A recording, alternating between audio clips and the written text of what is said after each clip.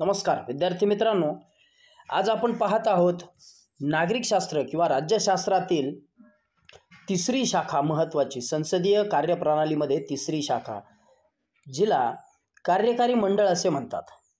कार्यकारी मंडळामध्ये याआधी आपण काय बघितलं? संसदीय शासन पद्धती बघितली.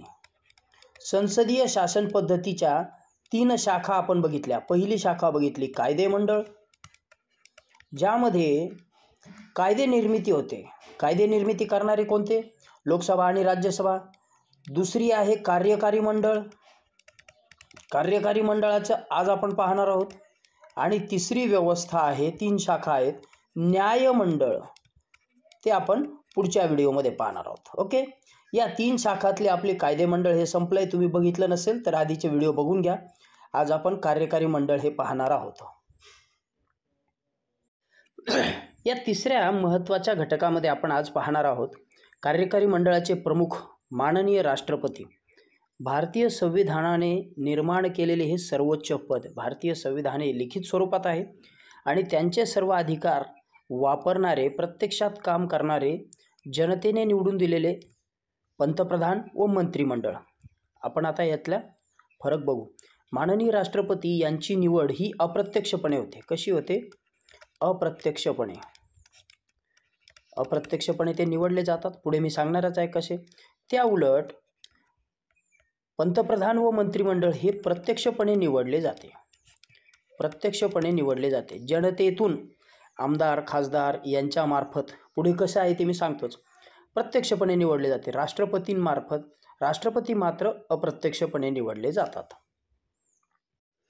आता आपण राष्ट्रपती आणि त्यासाठी लागणारे जे काही पात्रता आहे ती पाहणार आहोत. भारतीय राष्ट्रपतींचा जो कार्यकाळ आहे तो 5 वर्षाचा असतो. यांचा कार्यकाळ 5 वर्षे.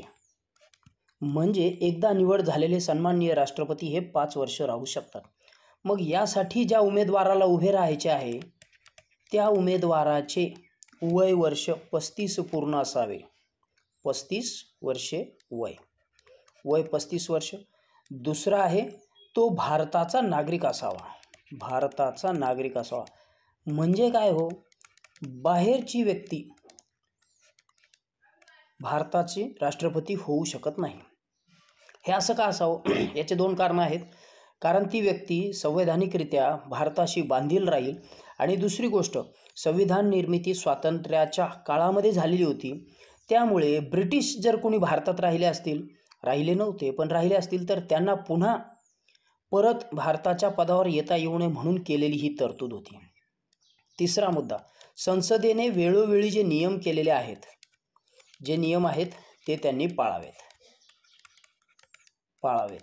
असा आहे तिसरा. म्हणजे हे 3 जर पात्रता पूर्ण केल्याच, 35 वर्ष वय, भारताचा नागरिक असावा आणि संसदेचे नियम, यात तो व्यक्ती वेडसर, दिवाळखोर नसावा.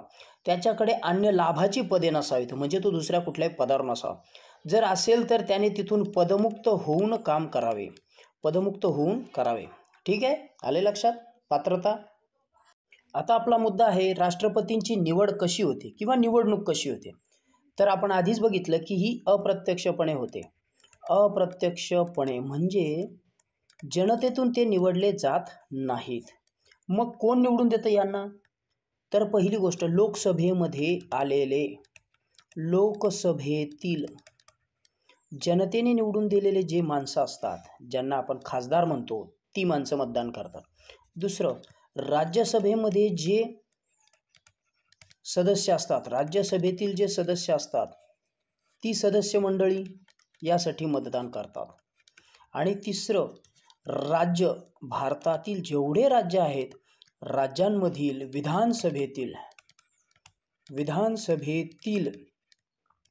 राज्याच्या विधानसभेतील जे सदस्य आहेत, ज्यांना आपण आमदार म्हणतो, हे सगळे, यांच्या सगळ्यांची मिळून एक इलेक्टोरल यादी तयार होते. एक सदस्य यादी.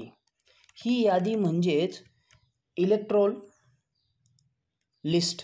या लिस्टमधून निर्वाचन यादी, या निर्वाचन यादीमधून सगळ्या लोकांकडून त्यांना मतदान केलं जातं आणि त्यातून राष्ट्रपतींची निवड होते. आपण बघितलं की इलेक्ट्रोल रोल तयार होतो. इलेक्ट्रोल रोल तयार होतो. त्या रोलमध्ये म्हणजे निर्वाचन यादी, यातनं लोक मतदान करतात, त्याचं अधिवेशन होतं, मतदानाची निवडणुकीची प्रक्रिया पार पडते.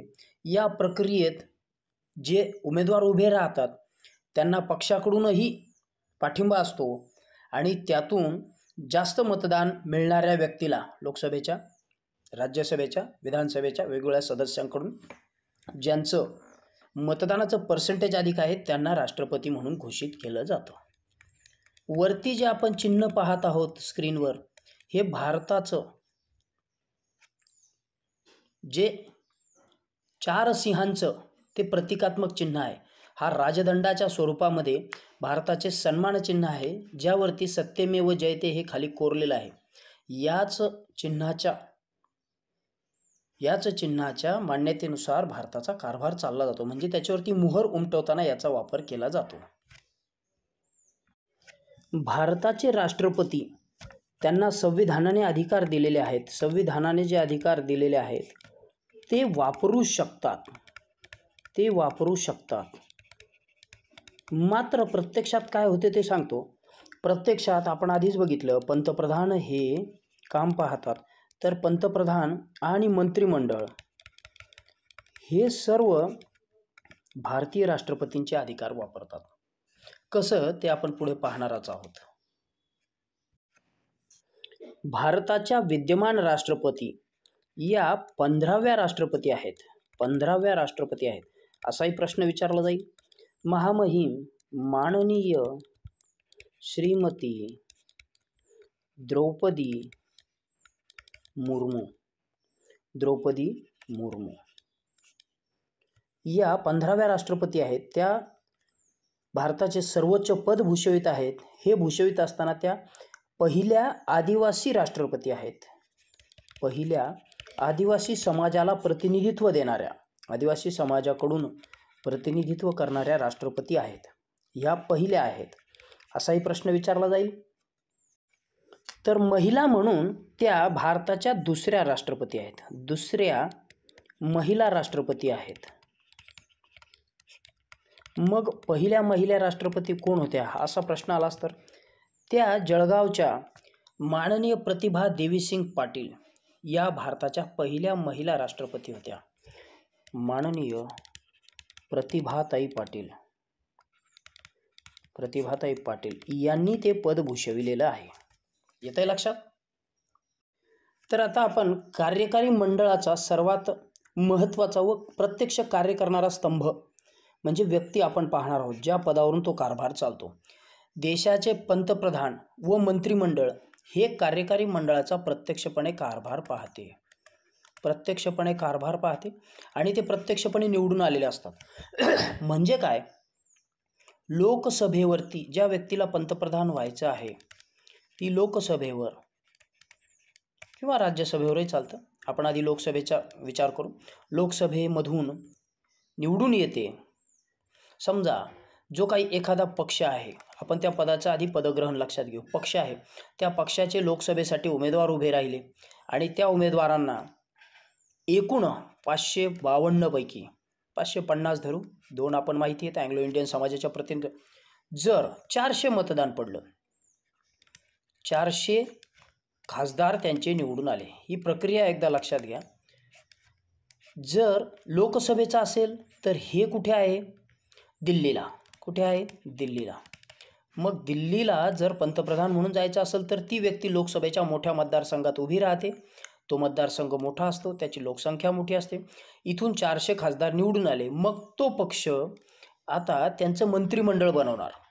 मग मंत्रिमंडळ बनवताना ते त्यांच्यातील एकमताने पंतप्रधान एका व्यक्तीची निवड करतात, पंतप्रधान. आणि मग पंतप्रधान स्वतःचं आपलं मंत्रिमंडळ बनवतात आणि ते माननीय राष्ट्रपतींकडं त्याबद्दल आपला दावा करतात. मग माननीय राष्ट्रपती, कार्यकारी मंडळाचे प्रमुख राष्ट्रपती, त्यावरती आपली मोहर उमटवतात. याची प्रक्रिया पुढे आपण पुढच्या घटकामध्ये समजून घेणार आहोत. आणि पंतप्रधान पदावरती अधिष्ठित होतात. ठीक आहे, येतंय लक्षात? प्रत्यक्ष निवडणूक झाली, लोकांनी निवडून दिले, मंत्रिमंडळ हे 5 वर्षासाठी काम करणार आहे, कालावधी आहे 5 वर्ष. राष्ट्रपतींचाही कालावधी 5 वर्ष, यांचाही कालावधी 5 वर्ष.